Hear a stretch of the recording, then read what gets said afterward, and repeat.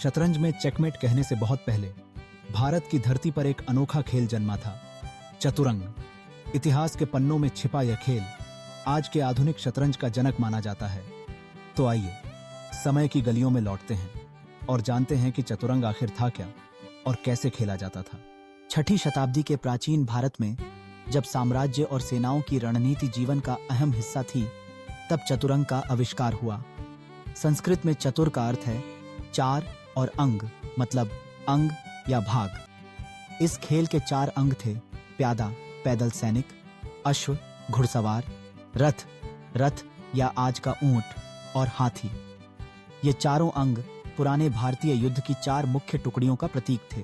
खेल को एक चौरस बोर्ड पर 2 या 4 खिलाड़ियों के बीच खेला जाता था। हर खिलाड़ी को अपनी सेना के 4 अंग मिलते थे। प्यादे सबसे आगे तैनात होते, उनके पीछे घोड़े, रथ और हाथी। राजा का स्थान सबसे महत्वपूर्ण था और उसे राजा या मंत्री कहा जाता था। जीतने के लिए अपने राजा को बचाना और दूसरी सेना को मात देना ही लक्ष्य था।